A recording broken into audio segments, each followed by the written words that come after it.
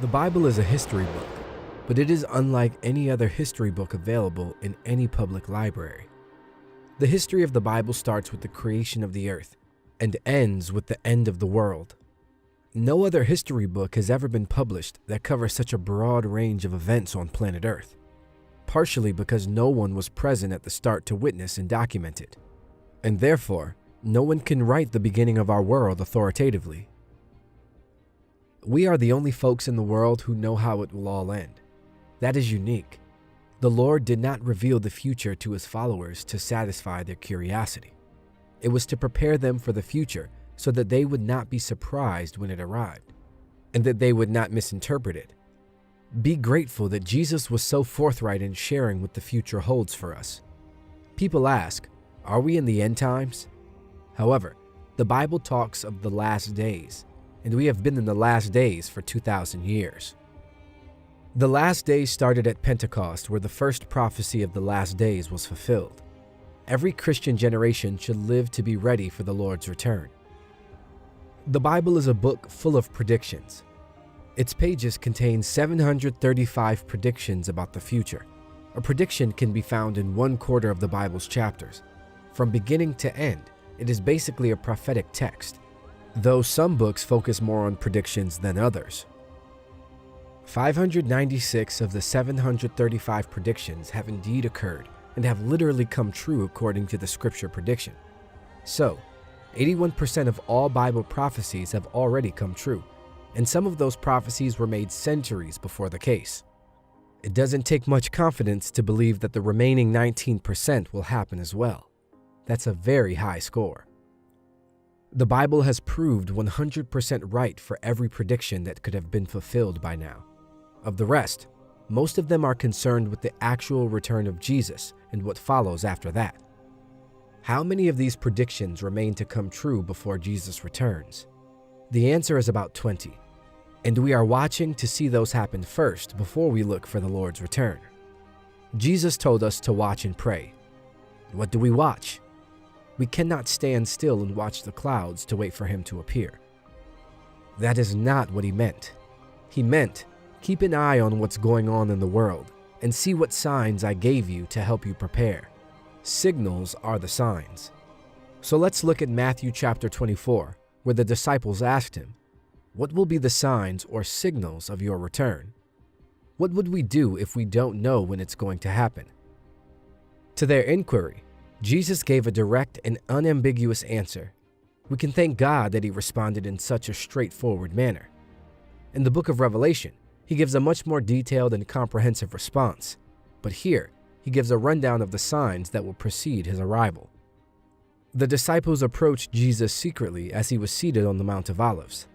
Matthew 24, 3-36. Later, Jesus sat on the Mount of Olives. His disciples came to him privately and said, tell us, when will this all happen? What sign will signal your return and the end of the world? Jesus told them, don't let anyone mislead you, for many will come in my name, claiming I am the Messiah. They will deceive many, and you will hear of wars and threats of wars, but don't panic. Yes, these things must take place, but the end won't follow immediately.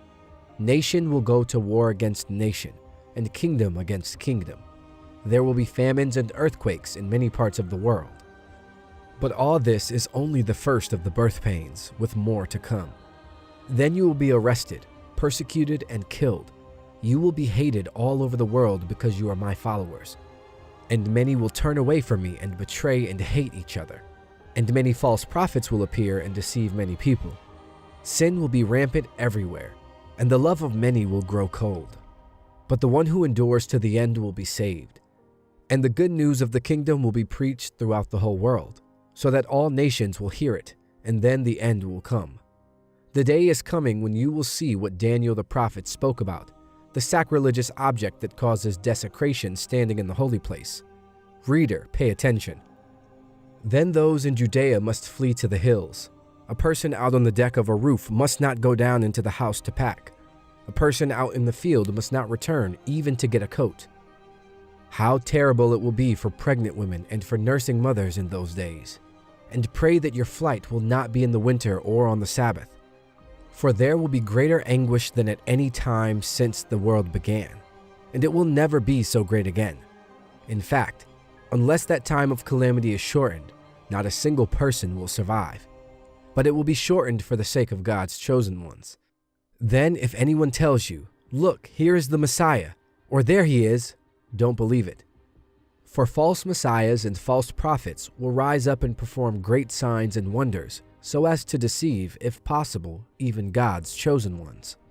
See, I have warned you about this ahead of time. So if someone tells you, "Look, the Messiah is out in the desert," don't bother to go and look. Or, "Look, he is hiding here," don't believe it.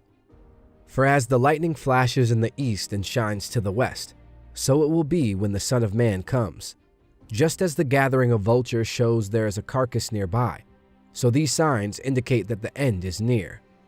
Immediately after the anguish of those days, the sun will be darkened, the moon will give no light, the stars will fall from the sky, and the powers in the heavens will be shaken. And then at last, the sign that the Son of Man is coming will appear in the heavens, and there will be a deep mourning among all the peoples of the earth, and they will see the Son of Man coming on the clouds of heaven with power and great glory. And he will send out his angels with the mighty blast of a trumpet, and they will gather his chosen ones from all over the world, from the farthest ends of the earth and heaven. Now learn a lesson from the fig tree. When its branches bud and its leaves begin to sprout, you know that summer is near. In the same way, when you see all these things, you can know his return is very near, right at the door. I tell you the truth, this generation will not pass from the scene until all these things take place. Heaven and earth will disappear, but my words will never disappear. However, no one knows the day or hour when these things will happen, not even the angels in heaven or the Son himself. Only the Father knows. Now, in that passage, he gave 4 distinct signs of his coming. So, what exactly are these 4 signs he gave us? The first is clearly disasters in the world, and he mentions, for example, wars, famines, and earthquakes. These are certainly happening, but they have been happening for over 2,000 years. They are getting more intense. So we certainly are in this first sign. There are already wars, rumors of wars, earthquakes, and famine. Jesus says, don't be deceived. He says that again and again, all the way through. As we get nearer to the end, the danger is deception, both inside and outside the church. In this case, he says, from false Christs, false messiahs, people who will take advantage of the turmoil of natural disasters to present themselves as saviors. There are well-known examples of people who pretend to be saviors and lead people into desert locations, only to end in tragedy. However, there are many false Christs, false saviors who claim to be the promised deliverer from all our troubles. The more problems there are, the more false deliverers there would be. But, as Jesus advises us, don't be alarmed. Don't be worried when you learn of a new war, a new tragedy, or a new famine breaking out. He said something astonishing. These are painful events, but they are not pangs of death. They are birth pains. So when you read of disasters in the media, these are the pains that mean something new is about to be born. This should completely change our attitude. We know what the world is coming to. We should not be alarmed or dismayed, not as worried as the world will be about these things. Disasters in the world are the pain of birth in a new world that is to be born. Therefore, we are very different. We have sympathy for those who are suffering disasters, and hopefully we express it in help. But in our hearts, we are not alarmed. We are hopeful. We are looking for a new birth of a new world, and therefore we are not dismayed or depressed by all the problems in the world. In short, Jesus' advice to us would be not to panic, not to be disturbed, but even to rejoice and say, these are all signs of something new happening. The second sign of his coming is not in the world but in the church. Disasters in the world are the first sign. The church, not the world, is the second sign of his coming.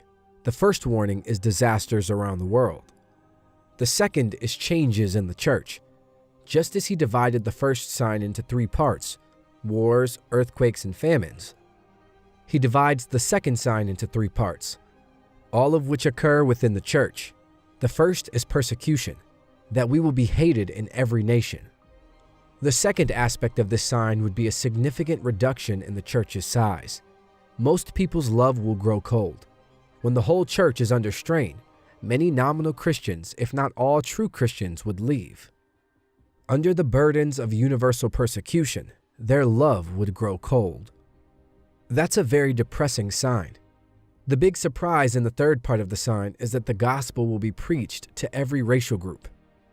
The third part of the sign is that the gospel will be proclaimed. A smaller, purified church would have a greater impact on the planet. That is exactly what Jesus is implying. False prophets can be a source of deceit in all of this. We are aware of the teachings of false prophets. When there is no peace, they teach peace. Rather than being a source of challenge, their message is one of comfort. It's all right, it won't happen, they'll say. Now, Jesus' advice is to keep going. Don't give in to these false prophets. Whoever perseveres to the end will be saved. When that sign occurs, when all aspects of the church are despised by the world, that is Jesus' advice to all Christians. Why should that be the case? The answer is that wheat and tares grow together, and the closer they get to full maturity, the more tension there will be between them. So it's only natural that Christians will be under a lot of pressure in the end. Christians are social misfits, so there would be hatred. The world does not belong to us. Our citizenship is in the heavenly realms. We are unique, and it is because of our uniqueness that hate can arise. Since Jesus was so different from everyone else, he drew hate against himself. John 15:19. If you were of the world, it would love you as its own. Instead, the world hates you because you are not of the world, but I have chosen you out of the world. It's not fun to be despised. That takes us to the third sign of the end times, which is Jerusalem's distress. Geographically, it will be very limited. In this passage, Jesus quotes Daniel's prophecies, and there is a character in Daniel's prophecies who is referred to as the abomination of desolation. Daniel mentions it 3 times. What does it all mean? What's the big deal? It's about a human being, a man who establishes himself in the very city of God, calls himself God, and refuses to accept anyone else's will above his own. A tyrant whose arrival will have global ramifications, but who will be centered in Jerusalem, the city of God, the holy place. Then Jesus says that the 4th sign of his coming will come immediately after that. So we shall know when he is coming. We shall be ready. When that sign comes, there will be no danger of false prophets or false messiahs. There will be no deception. It will be too quick. What will happen is that all natural light will be switched off. The sun will go dark.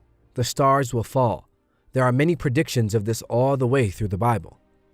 Isaiah says, "The heavens will be rolled up like a carpet. All the stars of heaven will be dissolved. The skies will be rolled up like a scroll, and all their stars will fall like withered leaves from the vine, like foliage from the fig tree." The natural light will be gone, leaving only artificial light to illuminate the earth. What is happening? What is going on? People may ask. This is it, Christians will exclaim. The sun, stars, and moon stop shining right before that happens. God turns off the lights of heaven to prepare for the blaze of light from the lightning that will mark his return. Then he comes on the clouds back to the planet Earth and we meet him. We are not meeting in an earthly stadium because there isn't one large enough to accommodate such a large crowd. We'll reach him in the air, and that'll suffice. Isn't that a fantastic prospect? When you see all these things, you know he is at the gates, just about to walk through, he says. Then Jesus gives a very simple statement about a fig tree, and this is where many Christians have gone astray. He says, "Now learn this lesson from the fig tree. As soon as its twigs get tender and its leaves come out, you know that summer is near." Jesus is telling us that when you notice all these events happen, you know that we are there. Now that analogy of the fig tree is not an allegory. It is a straightforward analogy from everyday experiences, such as Jesus often presented in his teaching. You see the fig tree doing this. You say the summer is coming. and it will come. In the same style, when you notice these 4 signs, you know that summer is coming. Sadly, people have read it as an allegory.